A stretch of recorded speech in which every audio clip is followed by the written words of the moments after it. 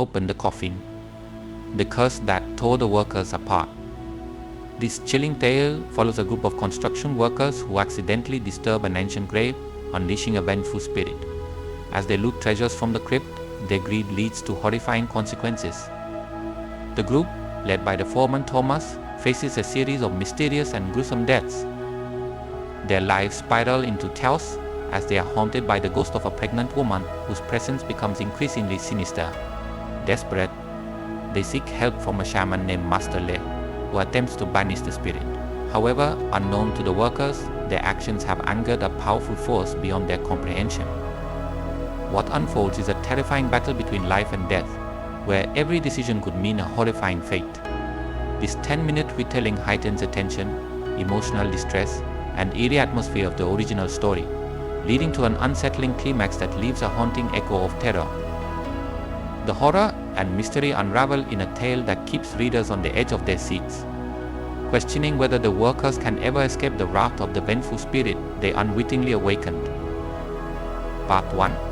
The Unearthed Coffin. The ground was cold and damp, covered in a thin mist that clung to the workers like an unwanted guest.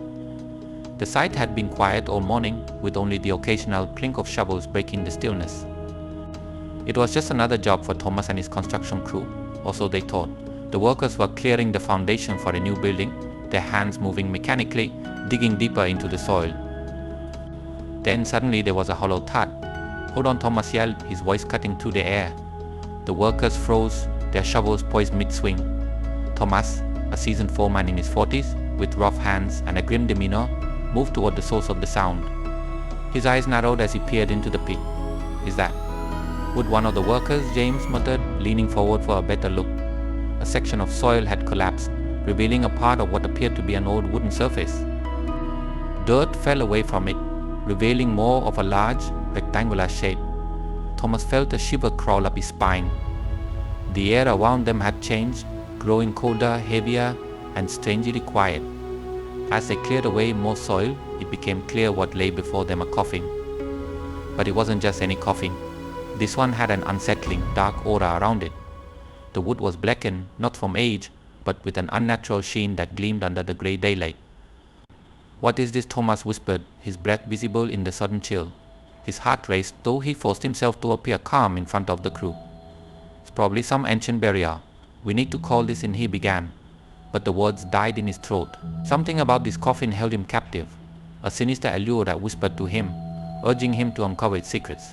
The others felt it too. A collective unease settled over the group as they stared down into the pit. The air grew thicker, as though pressing down on them.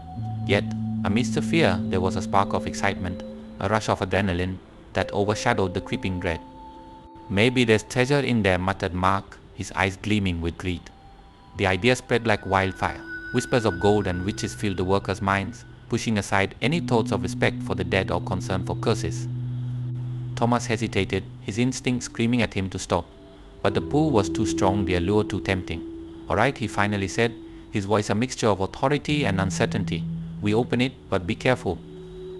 The workers scrambled to find tools, their hearts pounding with a mix of fear and anticipation. Thomas descended into the pit, the others following close behind.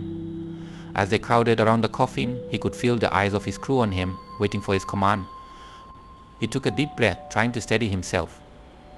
"Ready?" he asked, his voice barely more than a whisper. There were murmurs of agreement. With shaking hands, he placed his crowbar under the lid of the coffin. The others did the same. Together, they began to pry it open. The lid creaked, resisting at first as though it did not want to reveal its secrets.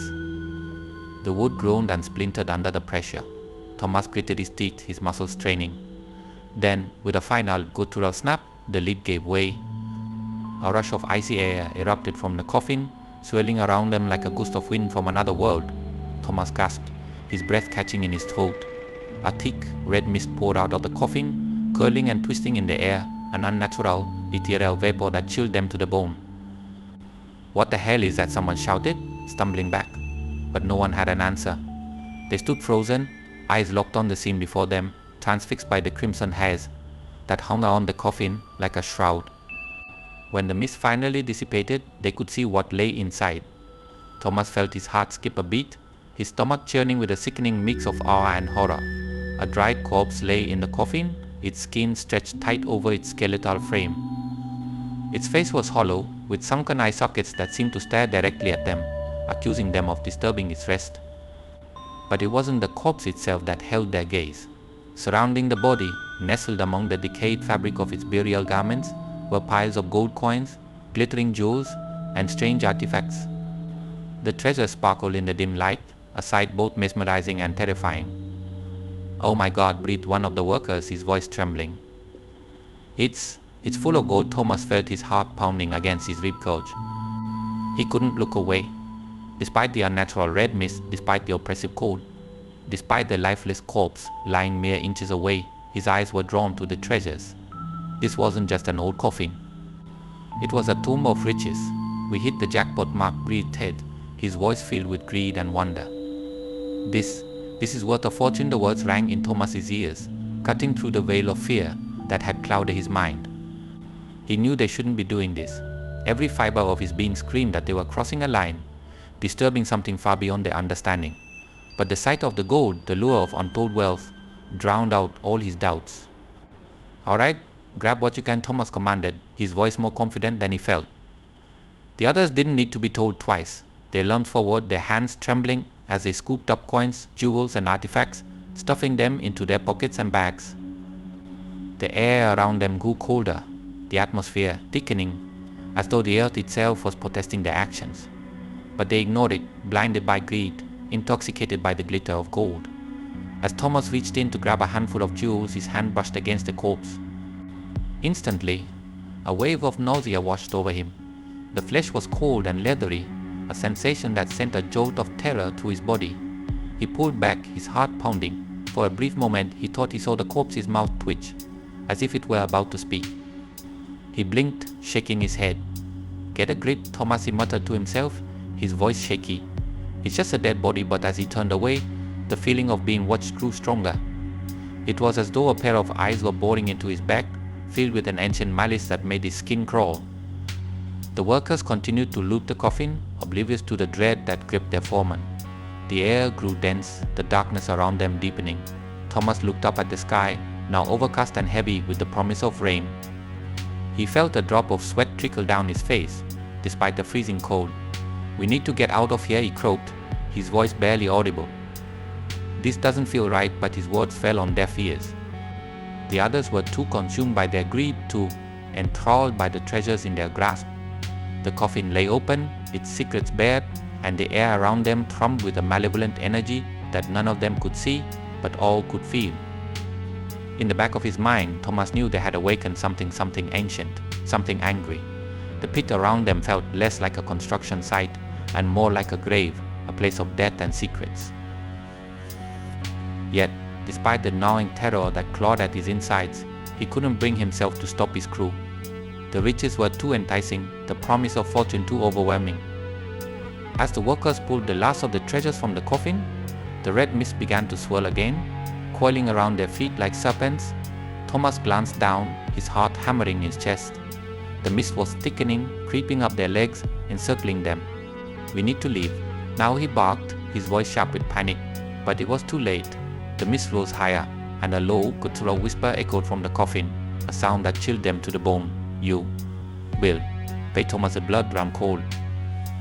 He looked into the coffin, into the empty eye sockets of the corpse, and felt a surge of dread.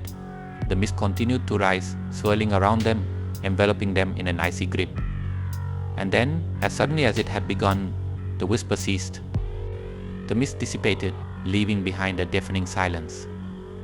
The workers stood frozen, clutching their ill-gotten treasures, their faces pale and eyes wide with fear.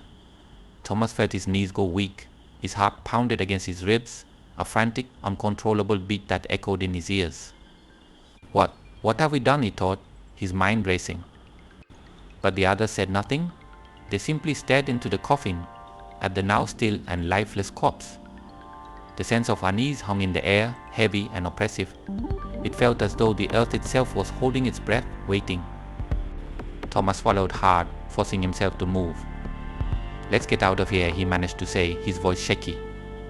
Now, the workers nodded, their faces drawn and fearful. They climbed out of the pit, each man clutching his share of the treasure as if it were a lifeline. But as they walked away from the open coffin, Thomas couldn't shake the feeling that they were being watched, followed by unseen eyes filled with hatred. He glanced back one last time, and in the dim light he thought he saw the corpse's mouth curl into a smile. It was only the beginning of their nightmare. Part 2. The temptation of wealth. The mist lingered in the air, swirling like a ghostly veil around the open coffin. Its presence sent chills through Thomas, who stood at the edge of the pit, staring down into the dark recess where the ancient casket lay. The air was heavy with a sense of foreboding, a cold grip of fear that seemed to tighten around his heart. Inside the coffin, the dried corpse lay dressed in decaying black robes, and yet that wasn't what held their attention. It was the treasure's mounds of gold coins, sparkling gems, and strange artifacts scattered around the body that captivated the workers. Thomas hesitated, his instincts screaming at him to leave it alone. He knew they were treading on dangerous ground, but the allure of the wealth before him was intoxicating. "We shouldn't touch it," he muttered, though his voice trembled not with fear, but with the raw temptation gnawing at his resolve. The others turned to look at him, their eyes wild with a mixture of excitement and greed.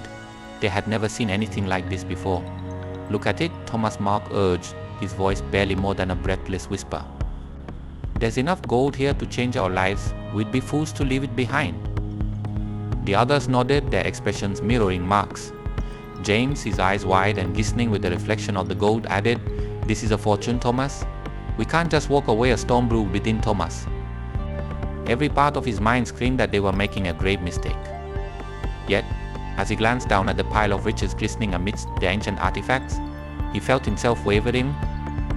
The thought of the life-changing money, the escape from their mundane, grueling existence, gnawed at his willpower.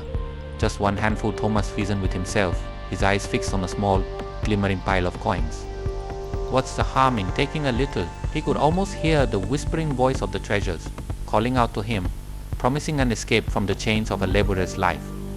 The possibilities danced before his eyes: a new house, security for his family, freedom from endless, back-breaking labor. It was right there, waiting for him to reach out and seize it. "No," he snapped, shaking his head to clear the fog of desire. "We need to stop," but his voice was lost in the whirlwind of greed that swept through his crew. "We're taking it," Thomas Mark replied firmly, already climbing down into the pit. The others followed, eager and unrestrained, their fears drowned out by the shimmering promise of wealth. They moved like men possessed, scrambling to reach the coffin, their hands trembling as they grabbed at the treasure. Thomas could only watch as his men succumbed to the temptation. His gut twisted with unease, a deep sense of dread pulling in the pit of his stomach.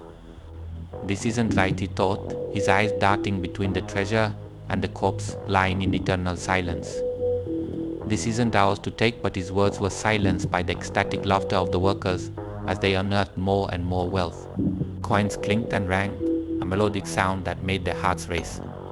Gems, some the size of marbles, glittered in the dim light, casting eerie reflections across the pit. One by one, they stuffed their pockets and bags with gold and jewels, their faces lit up with an almost maniacal glee. "Look at this," James gasped, holding up a gem that sparkled with an unnatural crimson hue. His eyes gleamed with madness, his hand shaking as he gripped the stone.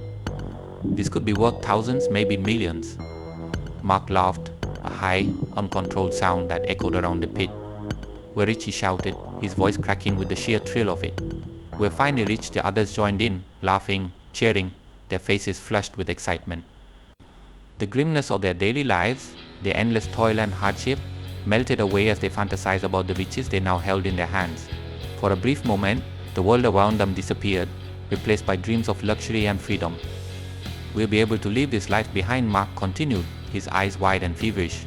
"No more working our fingers to the bone. No more answering to bosses or worrying about bills. We're free." Thomas stood at the edge of the pit, his heart pounding in his chest. He wanted to share in their joy, to let go of his reservations and embrace the excitement, but a cold hand gripped his heart, whispering that this wasn't freedom, it was a trap. The eerie mist from the coffin coiled around his legs, chilling him to the bone. It felt as though the very air around them was warning them, pleading with them to stop before it was too late. "Enough," Thomas finally shouted, his voice breaking through the cacophony of greed-driven celebration. "Can't you see? This isn't right. We're taking something we shouldn't." The workers paused, their laughter dying in their throats as they turned to stare at him. For a moment, there was silence, the only sound being the faint rustle of the mist around them. Then, Mark's face hardened, his eyes narrowing. "You're just scared," he hissed, his grip tightening around the golden statuette he had claimed. "Scared of taking what's finally within our reach?" "Yeah," James chimed in, his voice dripping with disdain. "You think too much, Thomas. We're doing this. We deserve this," the words stung, but they struck at Thomas' own fears. A life of scarcity, of scraping by, with just enough to survive. Was he really willing to walk away from the one chance to change his fate? "We deserve this," he echoed in his mind, feeling the pull of the treasures grow stronger. The allure of the wealth, the endless possibilities it represented, clouded his judgment. Despite the fear gnawing at the back of his mind, he found himself stepping toward the coffin, his hand reaching out toward a gleaming pile of coins. His fingers closed around the cold metal, and an icy shock ran through his arm, as though the gold itself resisted his touch. For a split second, he felt something watching him, an unseen presence that made his skin crawl. He glanced up, eyes locking onto the corpse's hollow eye sockets. For a heartbeat, he thought he saw the faintest glimmer of movement in the dried, shrunken face. A shudder racked his body, but he shook it off, the coins clutched tightly in his hand. "No," he told himself firmly, willing away the fear. "It's just a dead body. There's nothing here but treasure." But even as he forced himself to believe it, a sliver of doubt remained. The others, however, seemed completely lost in their greed. They dug deeper into the coffin, lifting aside ancient relics, brushing past the dried remains as though they were no more than dust. With every coin they took, with every jewel they seized, the air around them grew colder, heavier, and more oppressive. "Look at this," Mark exclaimed, pulling a small, ornate box from under the corpse's arm. The box was made of dark wood inlaid with intricate carvings that glowed faintly under dim light. He pried it open, revealing a necklace adorned with a massive blood-red gem. "That's it," James cried, his eyes widening. "That's the real prize. That's worth more than all of this combined." Thomas stared at the gem, his mouth dry. It radiated a dark beauty, a seductive promise of wealth beyond imagination. But it also exuded something else, a malevolent energy that made his blood run cold. "Don't touch it," he wanted to say, but the words stuck in his throat. Mark, oblivious to the growing dread, grabbed the necklace, lifting it high as if it were a trophy.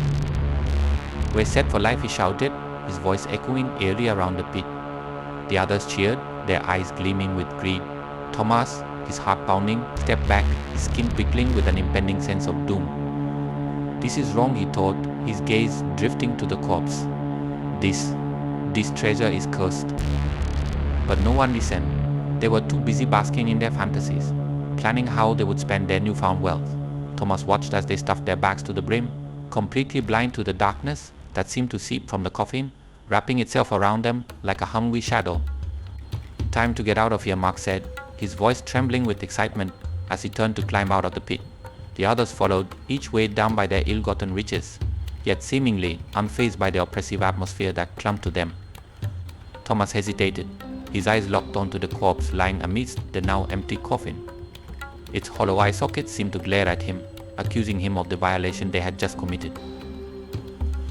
He felt a surge of guilt and fear, a nagging sensation that they had awakened something far worse than they could comprehend. With a final reluctant sigh, he turned away, climbing out of the pit. As he emerged, he glanced back one last time, expecting to see only darkness. But for a fleeting second, he thought he saw the corpse's lips curl into a faint, sinister smile. His heart skipped a beat, and he nearly lost his footing. He tore his gaze away, sweat beading on his forehead despite the chill in the air. "We have to leave," he croaked, his voice barely steady. But the others were already moving, laughing and talking excitedly about their plans for the future, oblivious to the silent threat looming over them. As they walked away, the pit remained dark and open, the coffin lying eerie quiet. The mist began to swirl again, thicker this time, and in the depths of the darkness, the corpse's smile widened. Part 3. The haunting begins. The chill of the grave seemed to follow them home. At first, it was easy to dismiss as nerves the guilt of disturbing a place of rest, the rush of gold-induced excitement slowly giving way to uncertainty. But then, the nights began to change. What started as an uneasy whisper at the back of their minds grew into something darker, something more sinister. For the first few days, the workers went about their business, hiding their unease behind forced laughter and bravado. They flaunted their newfound wealth in whispered conversations, already dreaming of what they would buy, where they would go. But every night the air seemed colder, thicker, as if the world around them was holding its breath. And then the haunting began. It started small, a faint rustling noise outside their windows, like leaves scraping against glass. Even when the wind was still, shadows moved at the edges of their vision, figures that disappeared the moment they turned to look. Yet there was nothing there, just the empty, silent darkness of the night. James was the first to encounter something more than just shadows. Late one evening, as he sat in his room, counting the coins he had taken from the grave, he heard it a soft, rhythmic tapping. He froze, his hand hovering over a pile of gold, listening intently. Tap, tap, tap, tap. It came from the window behind him. His mouth went dry as he turned slowly, dread creeping up his spine. At first he saw nothing, just a glass pane reflecting his own pale, strained face. But then his breath hitched. There, in the corner of the window pressed against the glass, was a hand pale, skeletal, withered beyond recognition. His blood turned to ice. The hand slid down, leaving a streak of dark, wet blood smeared across the glass. He screamed, stumbling back and knocking over his chair. The coins spilled across the floor, clinking ominously in the silence that followed. By the time he found the courage to look back, the window was clear, the hand gone as if it had never been there. But the blood was still smeared, thick and glistening, dripping slowly to the floor.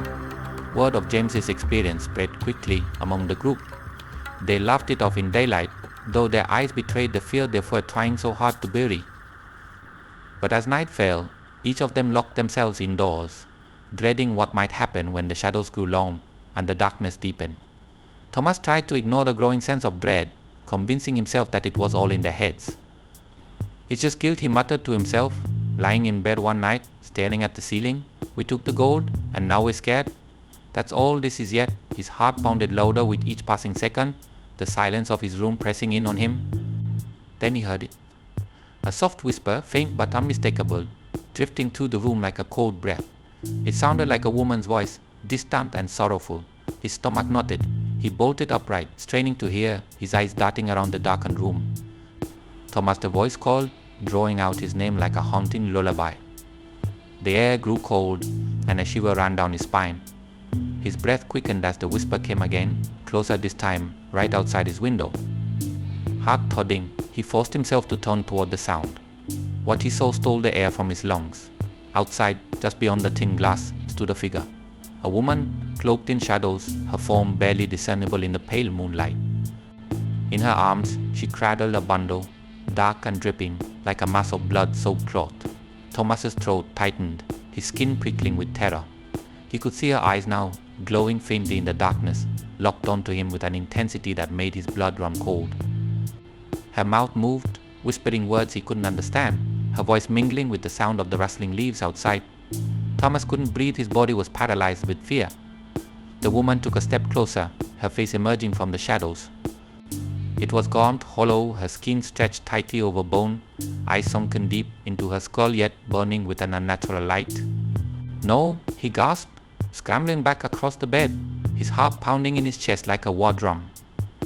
"No, this isn't real." He squeezed his eyes shut, his hands gripping the sheets until his knuckles turned white. "It's just my mind playing tricks," he chanted desperately, hoping to break the spell of terror. But when he opened his eyes, she was still there, her face pressed against the glass, her breath fogging up the window. The bundle in her arms shifted, a wet, sickening squelch echoing through the room. A stench filled the air, a smell of decay and blood that made his stomach heave. The apparition's lips twisted into a grim, joyless smile. She raised one skeletal hand, dragging her fingers slowly across the window, leaving streaks of dark crimson behind.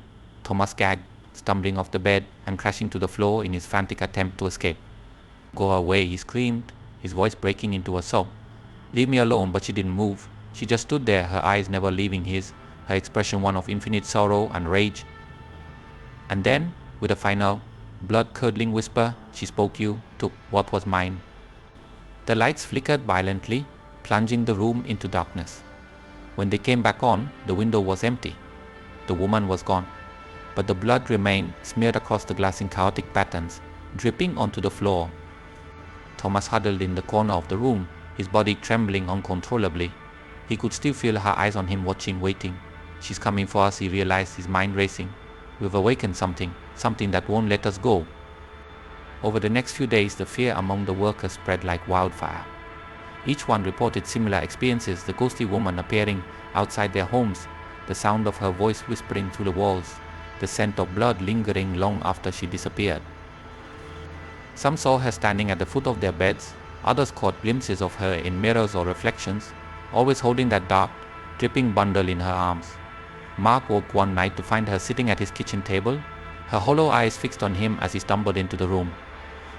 His scream shattered the night, but by the time he managed to turn on the lights, she was gone, leaving only a pool of blood where she had sat. James stopped sleeping entirely, barricading himself in his room with every light on. Yet, even then, he couldn't escape her. One night he found the walls of his room covered in handprints, bloody, skeletal handprints smeared across every surface, surrounding him like a macabre mural. He wept, his sanity fraying at the edges. The group began to break, each man caught in his own web of terror.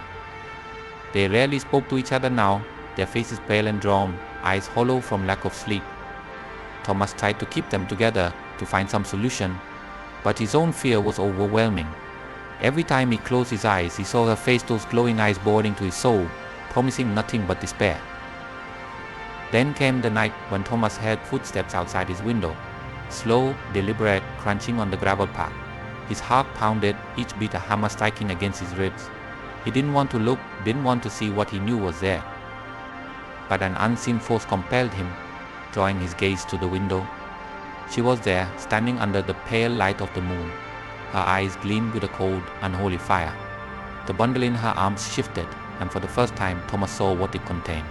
His stomach lurched violently.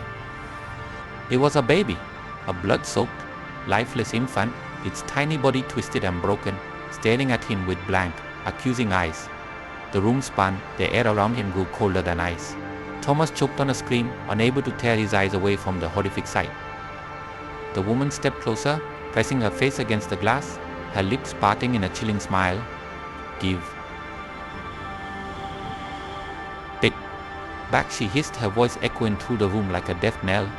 Thomas fell to his knees, his mind unraveling as the reality of their situation crashed down on him. We've stolen from the dead, he realized, horror sinking into every fiber of his being. And now she's come to take it back. To take us back, the lights flickered again, plunging the room into total darkness. This time they did not come back on. In that suffocating blackness, Thomas felt her presence moving closer, a cold breath on his neck, a hand reaching for his soul. And he knew with a terrifying certainty that the haunting had only just begun. Part 4. The first death. The haunting presence had already rooted itself deep in their minds, its sinister grip tightening with each passing day, but nothing could have prepared them for the horror that was about to unfold. The atmosphere had grown tense among the group, their faces pale and drawn as if each of them sensed the invisible weight of the deathly gaze following them. And then it happened, the first death. It was Alex, one of the most vocal about enjoying his newfound riches. He had been boastful, laughing off the supernatural warnings with a swagger that masked his growing anxiety. But fear, once it finds a crack in the bravado, seeps through like poison, and Alex had begun to unravel. That night was eerily quiet. A suffocating stillness settled over the workers' quarters, broken only by the creaking of old wood and the occasional rustling of the wind. Thomas lay in his bed, staring blankly at the ceiling, sleep eluding him as usual. Every creak of the floorboards, every whisper of wind made his heart skip a beat. Somewhere in the darkness he could almost feel the eyes watching him, those glowing eyes that had haunted his dreams. A sudden, gut-wrenching scream shattered the stillness. It was high-pitched, filled with pure, primal terror. Thomas bolted upright, his heart hammering in his chest. He knew that voice, it was Alex. The next few seconds were a blur. He stumbled out of his bed, nearly tripping over the scattered items on his floor, and dashed out into the hallway. Doors flew open around him as the other workers poured out of their rooms, faces pale and eyes wide with fear. They all hesitated for a brief moment, exchanging frantic glances, before rushing toward Alex's room at the end of the hall. The door was already ajar, creaking open to reveal the scene inside. Thomas's stomach twisted as he pushed his way through the doorway, his breath catching in his throat at what he saw. Alex lay sprawled on the bed, his body twisted into an unnatural pose. His eyes wide open and bulging stared up at the ceiling, frozen in an expression of sheer horror. His mouth was open, lips drawn back in a grimace that could only have been born of unimaginable fear. His skin, once ruddy with life, was now pale as death, a cold, bluish tint creeping up from his neck. "No, oh God, no," someone choked out, the words barely a whisper as they took in the sight. Thomas felt a wave of nausea wash over him. It wasn't just the horror of Alex's lifeless body, it was the overwhelming sense of wrongness that permeated the room.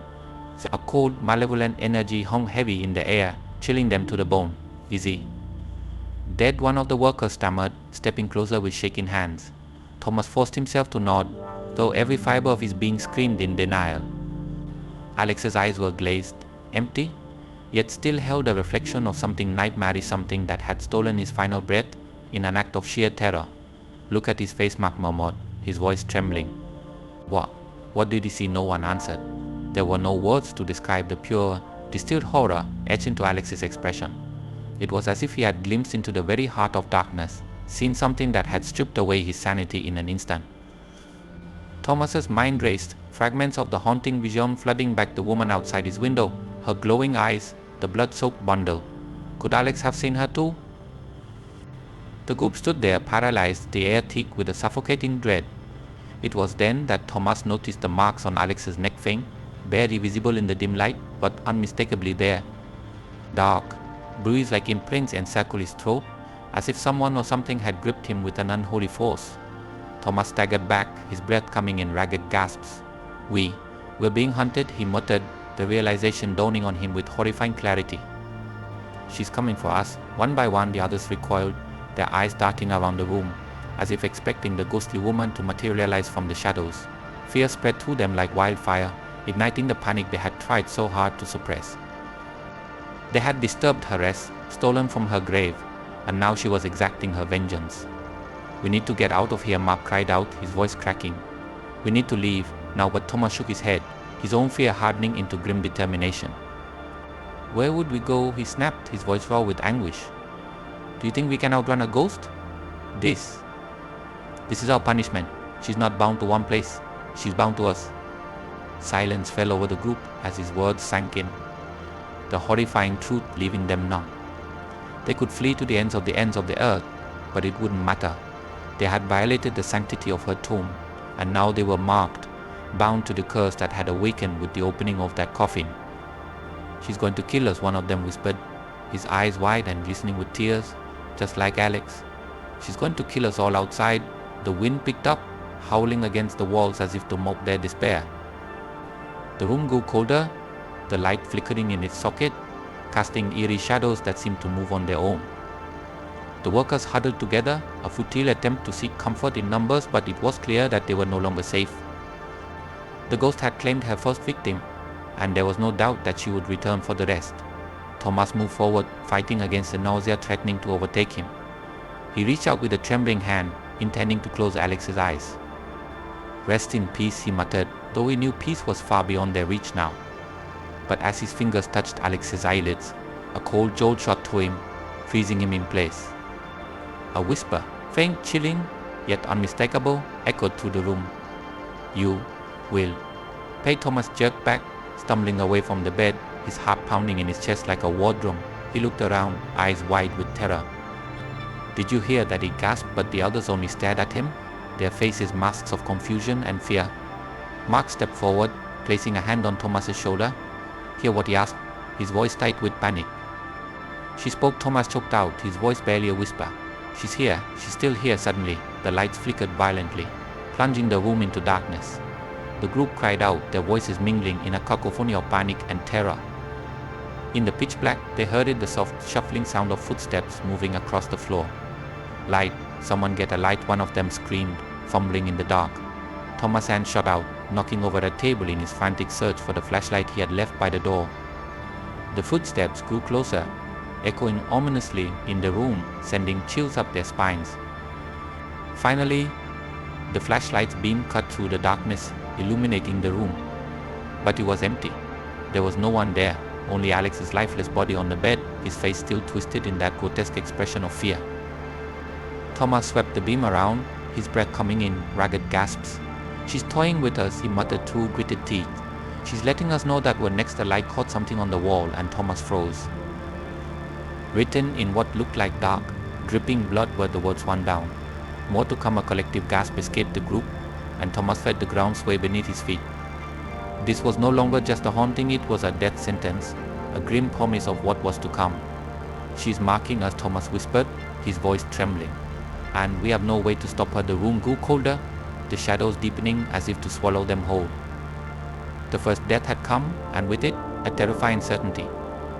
The malevolent spirit they had awoken from the grave was now coming for them, and one by one they would fall. In that moment, they understood the full weight of their crime, disturbing the rest of the dead and stealing what was not theirs. And now they would pay the price, not in gold or treasures, but in fear, in horror, and in blood. Alex's death was only the beginning. The spirit's wrath had been unleashed, and there was no turning back. Part 5. Seeking help from Master Lei. Desperation had settled in like a thick fog. The atmosphere among the workers had become one of unspoken fear, every creak of wood and whisper of wind a reminder that something unholy was stalking them. Alex's death had shattered their fragile bravado, leaving them with a single, haunting question: who would be next? Thomas knew they couldn't go on like this. The fear was suffocating, and with every passing hour, the sensation of being watched grew stronger. They needed help, someone who could understand what they had unleashed. It was then that Thomas remembered the tales of a shaman named Master Lei, a man said to have knowledge of the supernatural. "He's our only hope," Thomas muttered, his voice trembling. The others nodded, their eyes hollow and weary. They had no other choice but to seek out this mysterious man and beg for a way to end their torment. The journey to Master Lei's residence was a somber one. Located on the outskirts of the village, his home stood on a secluded plot of land, surrounded by ancient trees that loomed like silent sentinels. The wind howled through the branches, carrying with it an unsettling whisper that made their skin crawl. Every step they took felt like a march towards something unknown and possibly even more terrifying than what they had already faced. As they approached, the house came into view. It was an old structure, built in the traditional style with wooden beams and attached roof. Strange talismans and symbols hung at the entrance, some unfamiliar and others that hinted at wards against dark forces. Thomas swallowed hard, his hands trembling as he lifted one to knock on the wooden door. It creaked open before he could touch it, revealing a dimly lit interior. Master Lei stood in the doorway, an old man with piercing eyes that seemed to see right through them. His presence was commanding, almost otherworldly, with an aura that spoke of hidden knowledge and power. "You have come because you have no other choice," he said, his voice low and gravely. It wasn't a question, but a statement that chilled them to the core. Thomas nodded, struggling to find his voice. "Yes, we need your help," he managed to say, his heart pounding in his chest. We've disturbed something. Terrible Master Lei's eyes narrowed, glinting with a dangerous mix of curiosity and forewarning. "Tell me everything," he commanded, stepping aside to let them in.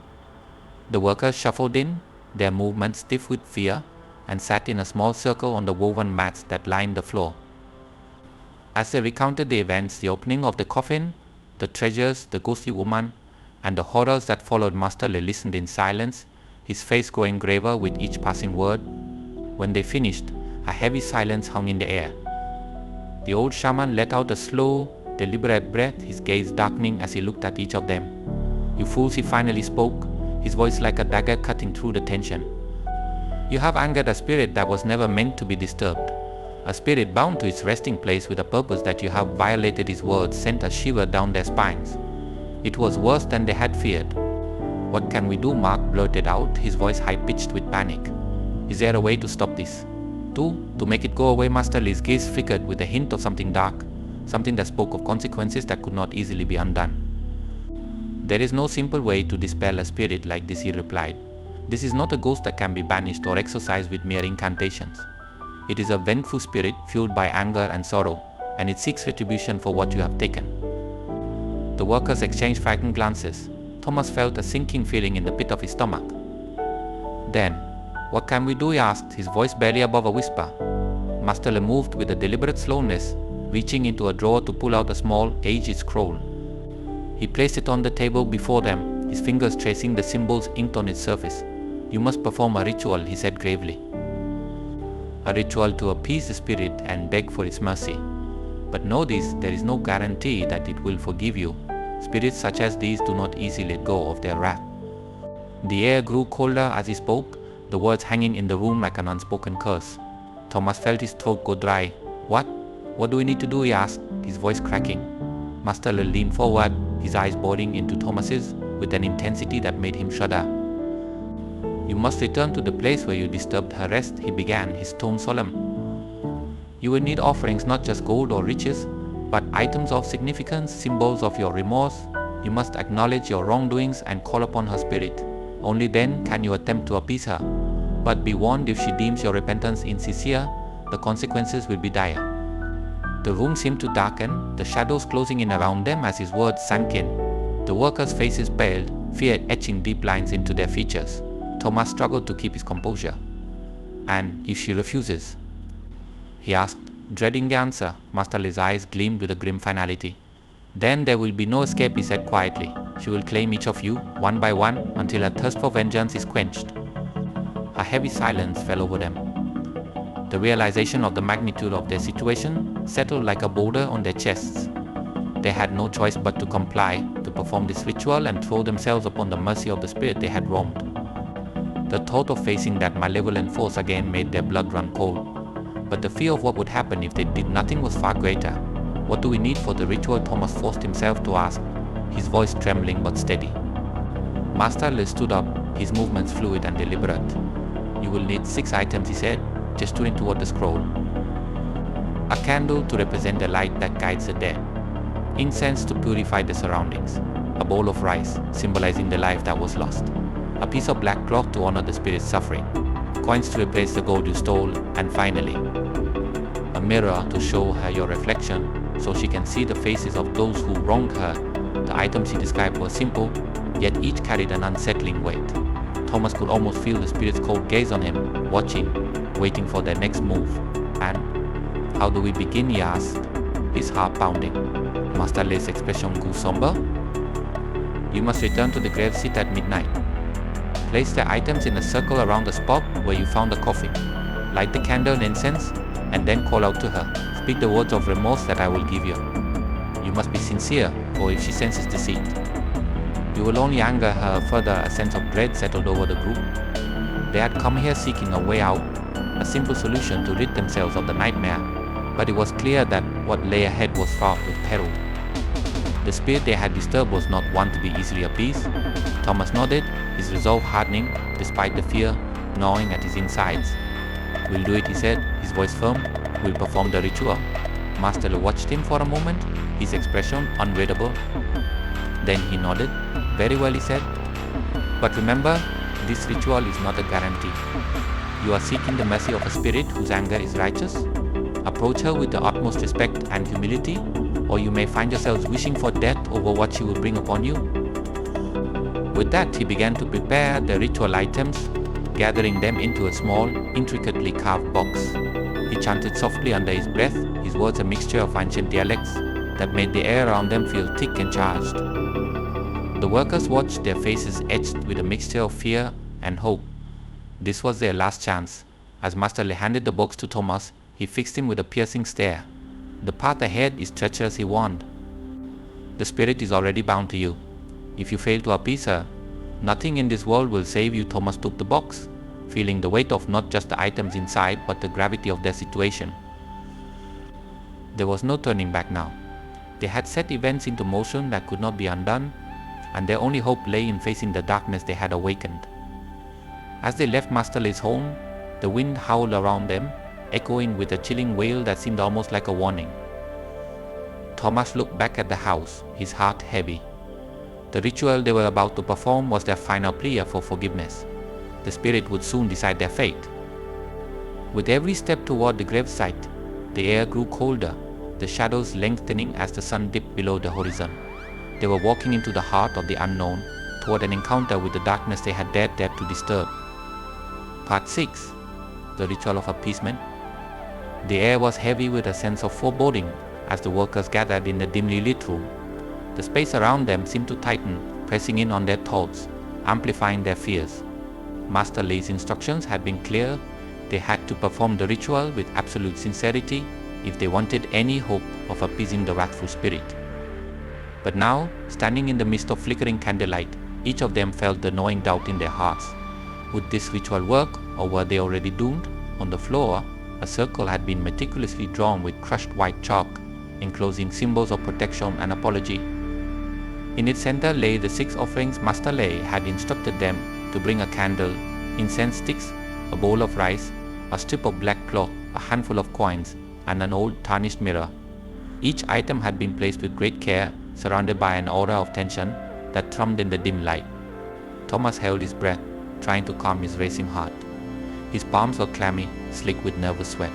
He could feel the weight of the box Master Lei had given him, earlier pressing against his hip, each object within a link in a chain of fate they had forged themselves. This ritual was their last hope, and its success hung on the thinnest of threads, the mercy of the spirit they had angered. Remember, Master Lei's voice broke through the heavy silence, firm yet distant. The spirit will be watching. Every word, every gesture must come from the depths of your remorse. You must show her that you understand the gravity of what you've done. The room seemed to darken, the candle flames casting long, quivering shadows against the walls. Mark, standing to Thomas' left, shifted uneasily, his eyes wide and glassy. He was breathing rapidly, his chest rising and falling with the effort to keep himself together. The others were no better, each one pale and tense, their fear palpable in the cold air. "Let us begin," Master Lei instructed, his voice taking on a low, rhythmic cadence. He struck a match, the small flame flaring to life with a hiss. Gently, he lit the candle at the circle's center, then the incense, releasing thin tendrils of smoke that curled and twisted in the still air. The scent of burning incense filled the room, heavy and sweet, mingling with the faint scent of earth and old wood. It clung to their clothes and skin, adding to the sensation that they were standing on the brink of something far beyond their understanding. Thomas cleared his throat, his mouth dry as parchment. He looked around at the others, searching for strength in their eyes. Finding none, he turned his focus inward, summoning the words Master Lei had taught him. They had to do this right, or they would be lost.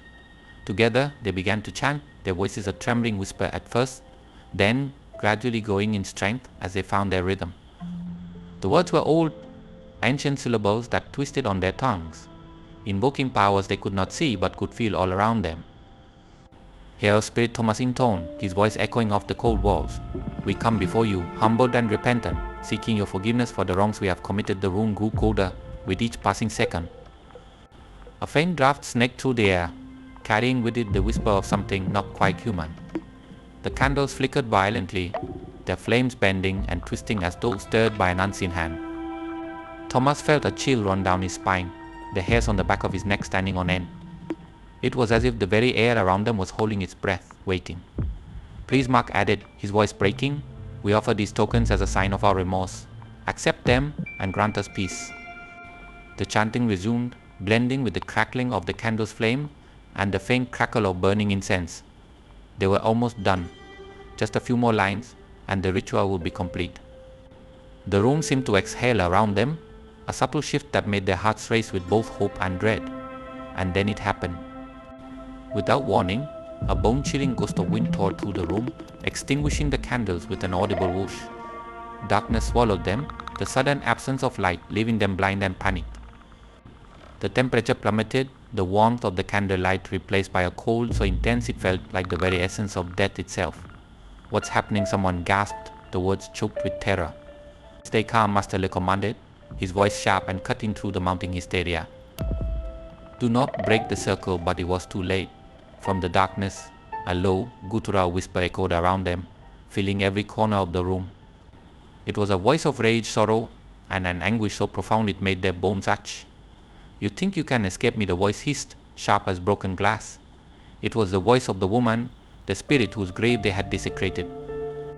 Her words vibrated through the air, suffused with a malice that sent their hearts racing with dread. From the shadows she emerged.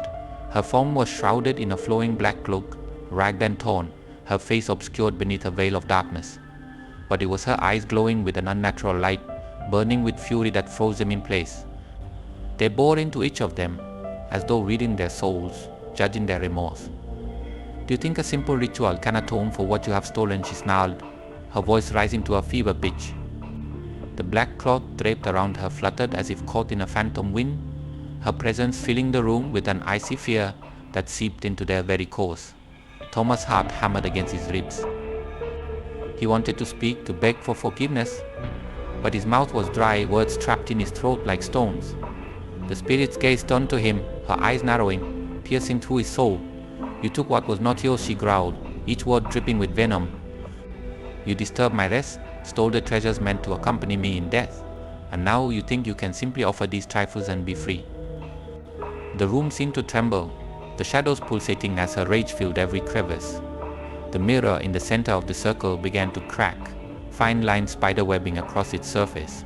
The sight filled them with dread, an omen of their impending fate. No, Thomas finally found his voice, his words tumbling out in a rush of desperation. "We didn't understand.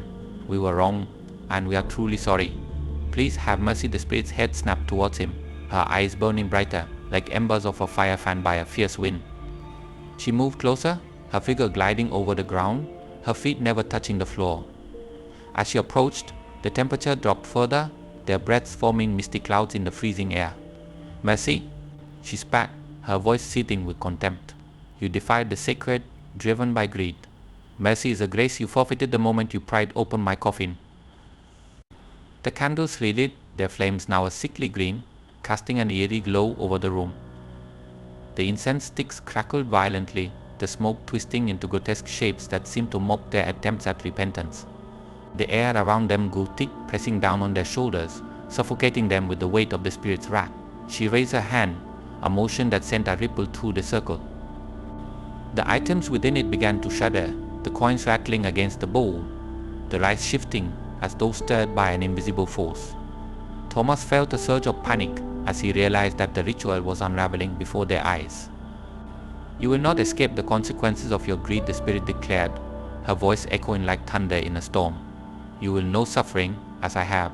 You will carry the weight of your sin until it consumes you."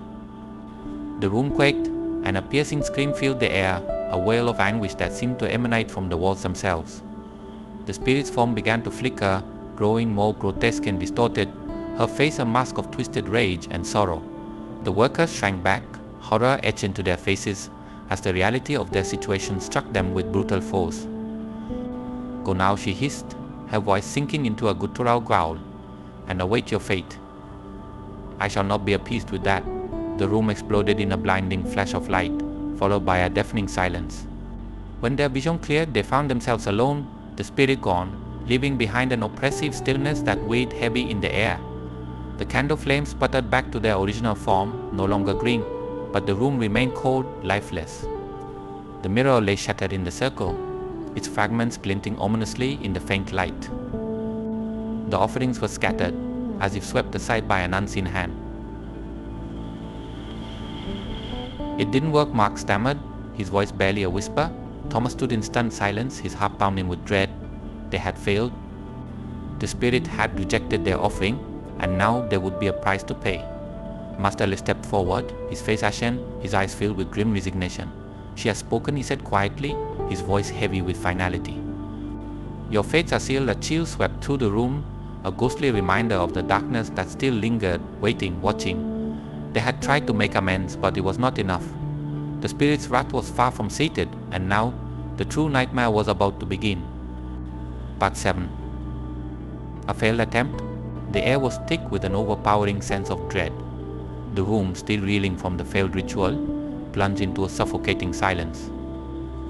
Shadows loomed large on the walls, distorted by the flickering candlelight, twisting into grotesque shapes that seemed to mock their feeble attempts at repentance.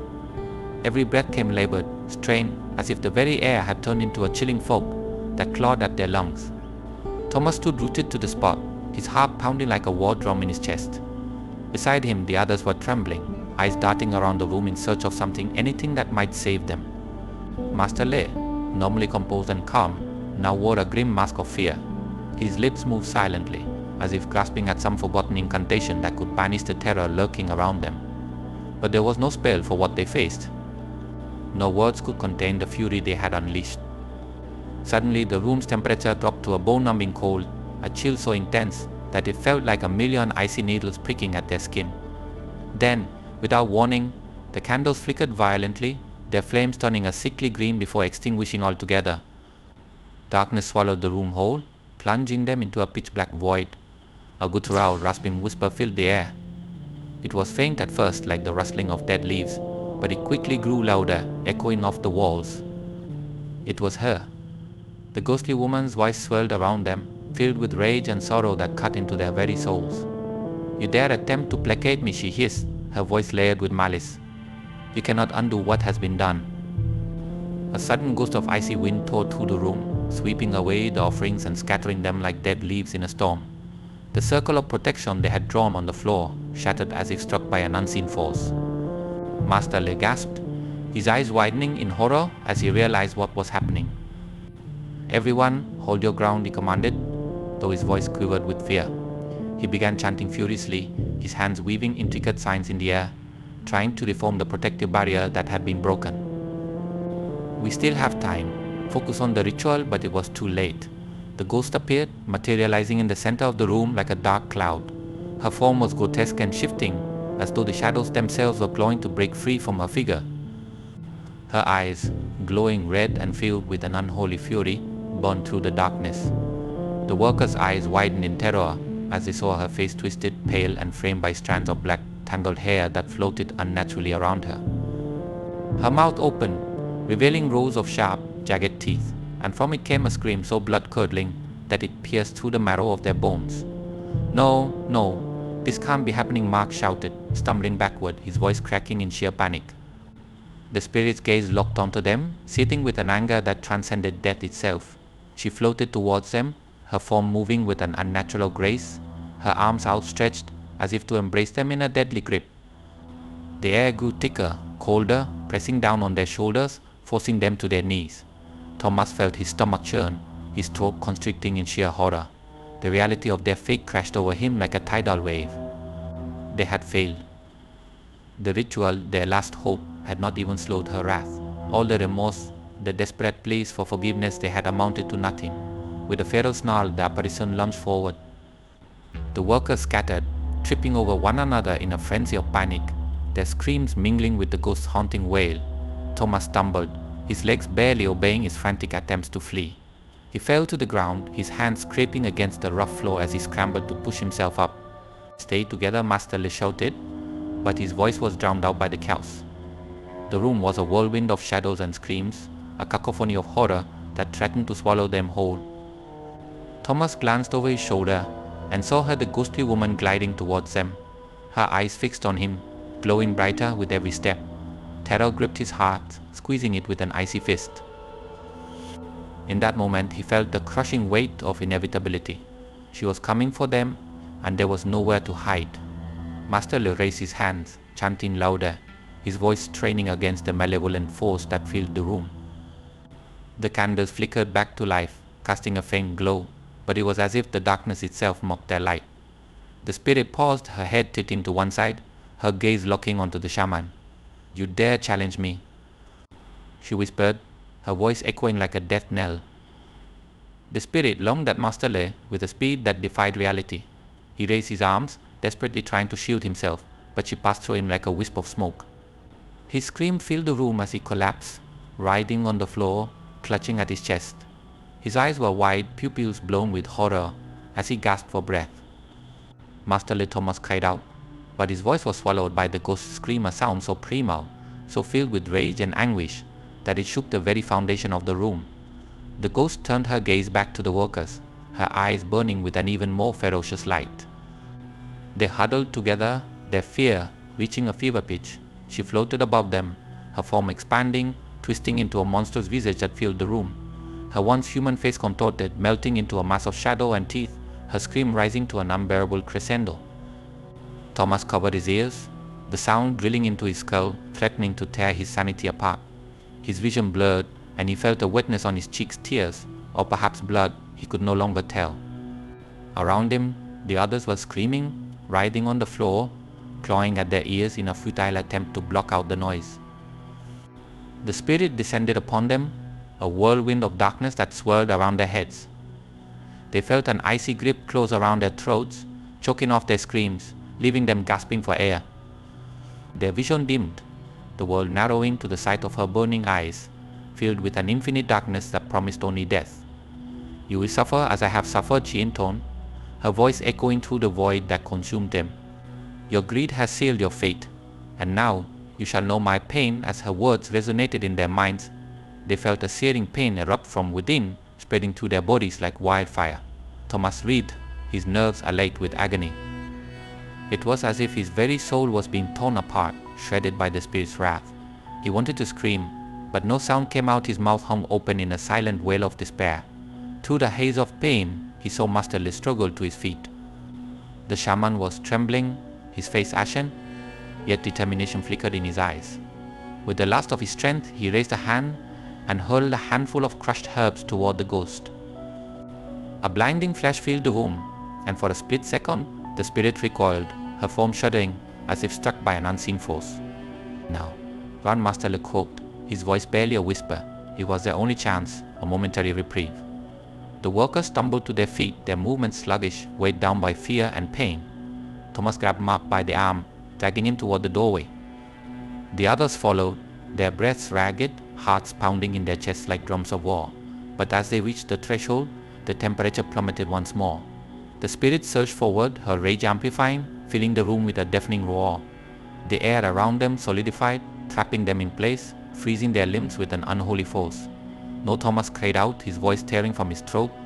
"Please, let us go." The spirit loomed over them, her eyes burning like twin suns of malice. She extended a hand, fingers stretching into talon-like claws. The workers felt an invisible force pressing down on them, crushing their hope into dust. In that moment, they understood the truth. The ritual had failed. There would be no mercy, no escape. "You are mine," she hissed, her voice reverberating with finality. And with that, the darkness engulfed them, swallowing their screams, their pleas, their very essence. The room collapsed into silence, the echoes of their terror lingering like the final notes of a dirge. The candles flickered once more, their light casting dim, ghostly shadows that danced mockingly against the walls. Master Le collapsed to the floor, his body limp, his face etched with defeat. He had done all he could, but it was not enough. The spirit's wrath was beyond any ritual, any plea for forgiveness. It was an unyielding force, a storm that had come to claim what was owed. And so they were left in darkness, with only the knowledge of their fate, that they had awakened something far more powerful than their greed could comprehend, and now they would suffer the consequences for eternity. Part 8. The Curse Unfolds. The air in the town grew heavy in the days that followed the failed ritual. A deep, unsettling stillness lingered over everything, as if the very ground beneath their feet knew the horror that was to come. Thomas felt it every second, an invisible hand tightening its grip around his throat, making it hard to breathe, hard to breathe, hard to think. The knowledge that they had sealed their fate gnawed at his sanity. They had disturbed something ancient and terrible, and now the retribution was unfolding around them. It began slowly. The first death after the ritual struck 2 days later, plunging them further into an abyss of fear and despair. Dawn had barely broken when the screams of terror erupted from the construction site. The workers rushed toward the source, their hearts pounding as they scrambled to see what had happened. And there, lying amidst the dust and dirt, was Mark. His body was contorted in a twisted, unnatural pose, eyes wide open and bulging with horror. His mouth was frozen in a silent scream, lips pulled back to reveal teeth stained with blood. Thomas stumbled back, his stomach churning at the sight. His eyes darted from Mark's face to the ground around him, where claw marks had been etched deep into the soil. It was as if Mark had been trying to claw his way out of some invisible grave, fighting against something only he could see. No. This can't be happening, Thomas muttered, clutching at his chest as panic threatened to overwhelm him. He backed away, his eyes scanning the area, hoping, praying that it was some kind of terrible accident. But deep down he knew the truth. The curse had claimed its next victim. The other workers stood in stunned silence, their faces drained of color. They exchanged glances filled with a growing dread, a collective understanding that hung in the air like a death sentence. No one spoke, but the fear was palpable, clawing at their throats. That evening, The remaining workers gathered at Thomas' house. The mood was grim, their faces etched with lines of exhaustion and terror. Master Liz sat in the corner, his eyes closed, silently contemplating the darkness that had befallen them. "This is only the beginning," he finally spoke, his voice hollow. "The curse has been awakened, and it will not stop until it claims every one of you." A murmur of fear rippled through the group. Thomas felt a cold sweat break out across his forehead. He wanted to scream, to shout that they had to do something, anything, to break this nightmare. But what was there left to do? They had already tried and failed. The ritual had not appeased the spirit, it had only angered it further. The room fell into a heavy silence, broken only by the sound of ragged breathing. Each of them was lost in their own thoughts, haunted by the specter of death that now loomed over them. The next death came swiftly, striking like a thief in the night. It was Mikhail, the youngest of the group. He had been found in his apartment, slumped against the wall with his hands pressed tightly against his temples. His eyes stared blankly ahead, blood seeping from his ears and mouth. The coroner reported that his eardrums had ruptured, as if he had heard a sound so intense, so horrific, that it had shattered his very mind. Thomas's knees buckled when he heard the news. He sat on the edge of his bed, staring at the floor as nausea swelled in his gut. Michael's death replayed in his mind over and over. What had he heard? What could have driven him to such a gruesome end?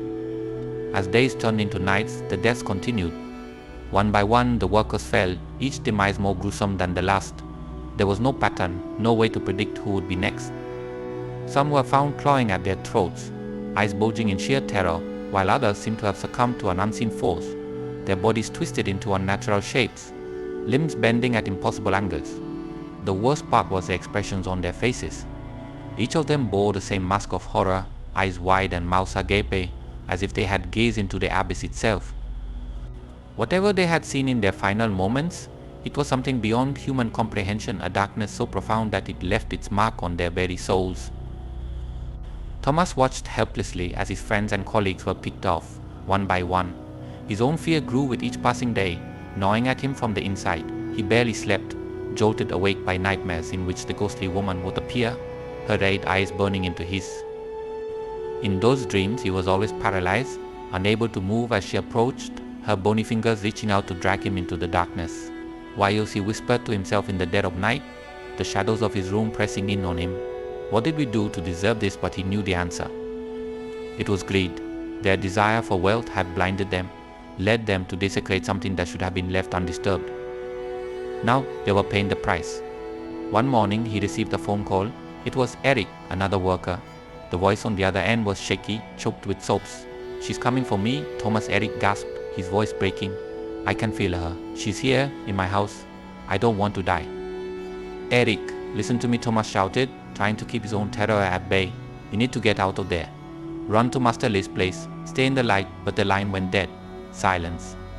Eric Thomas cried into the phone, but there was no response. His hands shook as he dropped the phone, his heart pounding in his chest. Another one lost. Another soul claimed by the vengeful spirit. By now only a few of them remained. They gathered again at Master Liz's home, eyes hollow and faces gaunt. There was no hope left in their hearts, only the grim acceptance that they were trapped in a game of death. Master Liz looked at them, his face etched with sorrow. "The spirit has marked each of you," he said quietly. "It will not rest until its thirst for vengeance is sated." Thomas wanted to scream, to break something, to lash out at the unfairness of it all. But instead he slumped into a chair, burying his face in his hands. He felt the cold fingers of dread wrap around his heart, squeezing tightly. His time was coming. He could feel it in his bones, in the way shadows seemed to lengthen and stretch toward him whenever he was alone. And then it was Jack's turn. They found him in his car, the windows fogged up from the inside. His hands were clenched around the steering wheel, knuckles white with tension. His head was thrown back against the seat, eyes staring sightlessly at the ceiling. His mouth was open, frozen in an expression of unspeakable horror. The interior of the car was splattered with blood, as if something had exploded from within him. Thomas couldn't even bring himself to look at the body when he arrived. He turned away, his stomach twisting in revulsion and fear. Jack had been his closest friend, the one who had kept everyone's spirits up during the darkest days of the project. Now he was gone, another victim of the curse that had ensnared them all.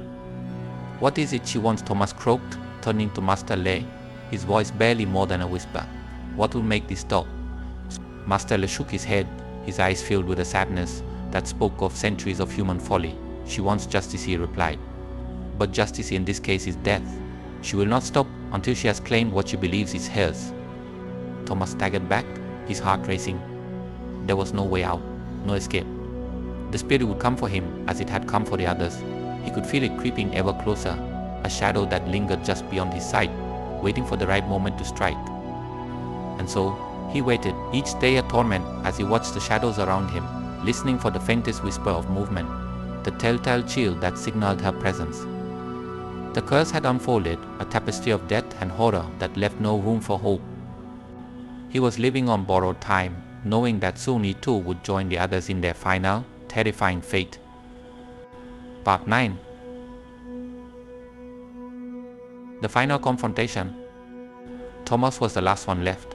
His life had become an unending nightmare, the air around him constantly heavy with an impending sense of doom. He could no longer distinguish day from night. Every shadow seemed to reach for him. Every creak of the floorboards whispered of death approaching. He was a prisoner in his own home, locked away, not by walls but by terror. Each heartbeat was a countdown, each breath drawn, as if it could be his last. Sleep was a luxury he hadn't known for days. His eyes were bloodshot, haunted by the visions that tormented him every time he closed them. The faces of his dead friends stared back at him in his dreams, their eyes wide, mouths twisted into silent screams, as if pleading for a salvation he could not give. Their deaths had not been quick or merciful. They had been a prolonged agony, inflicted by a force that fed on fear and suffering. Now, he sat in the middle of his living room, his hands clasped together in his lap, trembling.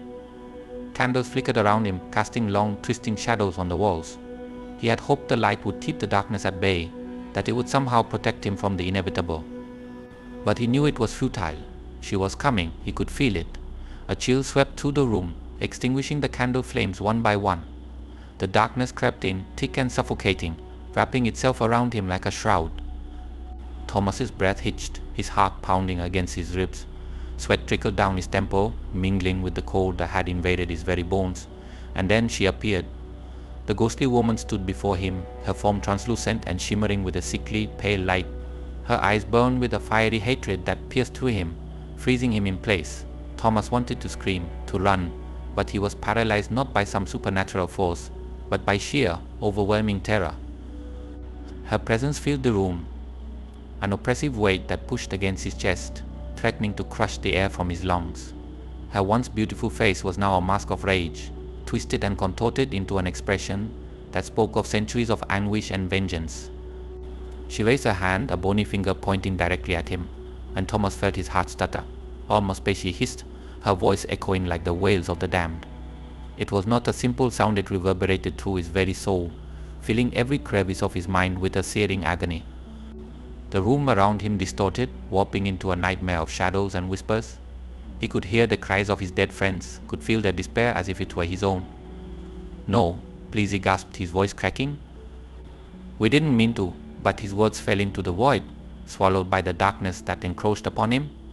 She stepped closer, her movements slow and deliberate, dragging out the horror of each passing second. Her eyes, those terrible, burning eyes, bored into his, and in them he saw flashes of the past. He saw the grave, the treasure they had greedily looted. He saw the life that had been stolen from her, the betrayal that had left her to rot in the earth. Her story unfolded in his mind in an instant, a maelstrom of pain and fury that threatened to tear him apart. She had not been merely a corpse guarding treasure. She had been wronged, violated, her final resting place desecrated by those who sought wealth over respect for the dead. "You, desecrated, my peace," she whispered, each word like a nail driven into his flesh. "You who let greed blind your heart." Thomas's throat tightened. He wanted to beg, to plead for mercy, but he knew it was too late. The spirit had made her judgment, and she would not be swayed by the cries of a man who had so willingly embraced greed and ignorance. Darkness pooled around her feet, spreading out across the floor like an ink stain, creeping toward him. Thomas tried to back away, but his body would not respond. It was as if he were rooted to the spot, forced to face the horror that approached. She reached out, her fingers elongated into twisted claws, and he felt a searing cold wash over him as they grazed his skin. A scream tore from his throat, a raw, primal sound of terror as the pain seared through his entire being. It was not just physical, it was as if his very soul was being ripped apart, shredded by the sheer force of her wrath. His vision blurred, spots of darkness dancing at the edges of his sight. His mind reeled, unable to process the agony, the fear. And then, amid the chaos, he heard her voice again, calm and final, all must pay with those words. The world around him shattered. The darkness surged forward, enveloping him completely. His body convulsed, his muscles seizing up in one last, desperate attempt to fight against the inevitable. And then, as quickly as it had begun, it ended. Silence fell, and eerie stillness that filled the room. The candles, which had been snuffed out in the darkness, flickered back to life, their soft glow illuminating the empty space where Thomas had been. He was gone, his presence erased as if he had never existed. The ghostly woman stood there for a moment, her eyes scanning the room as if ensuring that her task was complete. Slowly, the anger in her gaze began to fade, replaced by a haunting emptiness. Her form wavered, becoming more translucent, less defined, until she was little more than a misty silhouette. And then she vanished. Outside, the world carried on, oblivious to the terror that had transpired within those walls. The grave, now unearthed and looted, returned to a state of eerie stillness. Its secrets, once violently exposed to the world, were buried again under layers of soil and time. The earth swallowed the remnants of the coffin, the artifacts, and the curse that had claimed so many lives. But the story did not truly end. In the stillness that followed, an ominous presence lingered. The air around the grave felt heavy, charged with a dark energy that spoke of unfinished business. And though the town would soon forget the workers and their tragic fate, the land itself would remember. It would remember the greed, the desecration, and the terrible price that had been paid, and it would wait patiently for the next unwary soul to disturb its haunted soil, for curses, once awakened, do not simply disappear. They lie in wait, buried in the earth's embrace, ready to rise again when the greed of mankind beckons them forth. In the end, the silence of the grave was not one of peace, but of anticipation. A grim reminder that some secrets are meant to remain buried, that some darkness once disturbed it will not rest until it has exacted its full measure of vengeance. And so, the earth held its breath, biding its time, the haunting silence a prelude to the horrors that lay hidden beneath its surface. The tale of the unearthed coffin became a whispered legend, a ghost story told around campfires to ward off those tempted by the promise of wealth buried in ancient soil. But legends have a way of being forgotten, and greed, that eternal flaw of humanity, would one day lead others to the grave's edge once more. And when that day came, the darkness would stir, the spirit's eyes would open, and the final confrontation would begin anew. For now, however, the world stood still, shrouded in the quiet horror of what had transpired, leaving behind only the haunting silence of a curse fulfilled.